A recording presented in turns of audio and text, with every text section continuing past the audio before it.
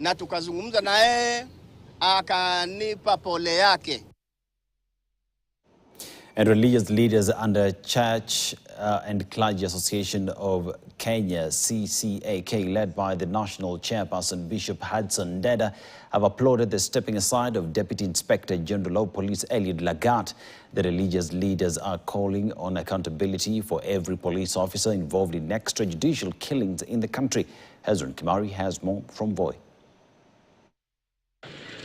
Well, just a day after the Deputy Inspector General of Police Albert Lagat stepped aside to allow investigation to proceed after he was involved in the allegation around the death of Albert Ojwang, a section of the clergy under the umbrella of CCAK in the country, and most specifically here in Voi, have raised their voice on the same, now calling upon the relevant organs and also the government to ensure justice will be served to Albert and many other youths. And now let's hear their sentiments. We have welcomed the stepping aside of the Deputy Inspector General, Mr. Albert Lagat, who has since stepped aside, as this will go a long way to revive faith in the integrity of the ongoing investigations. It is, however, sad that Ojwang's father and mother do not have a son because of police officers who assume they are above the law.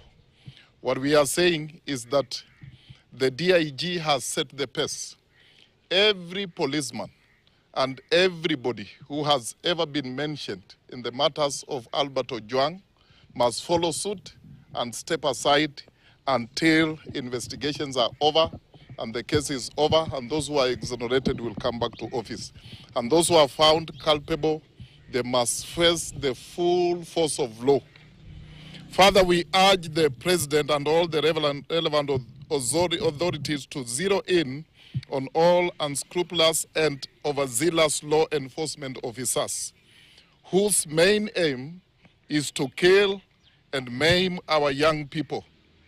As the President of the nation, we urge His Excellency William Ruto to restore faith in the National Police Service by ensuring that everyone who has and was involved in the murder of Albert Ojwang and many other young Kenyans are brought to book. Hata hivyo pia tunajua kwamba kuna IBC commissioners in place ambao wameteuliwa, na tunaufahamu ya kwamba kuna watu ambao wanakimbia sahi kuelekea mahakamani kwenda kuzuia ya kwamba wale wasiapishwe. Ni haki yao kufanya hivyo, lakini tunawaomba, kuna constituency nyingi ambazo hazina wabunge mpaka sasa, wamekosa wawakilishi. Wadi pia ziko nyingine ambazo hazina wakilishi.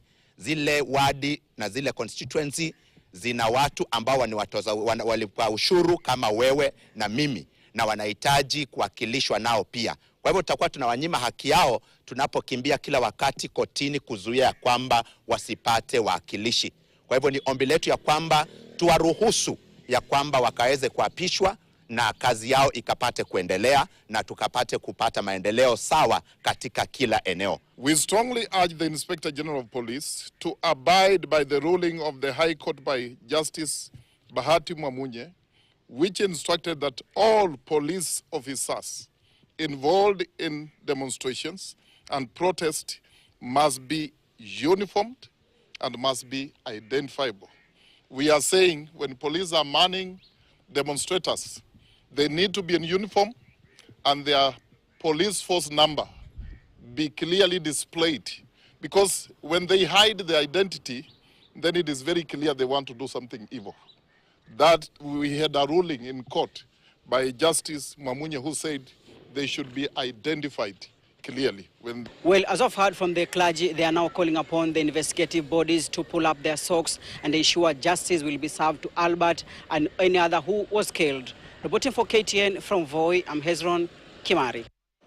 From Voi, on a related matter, we go to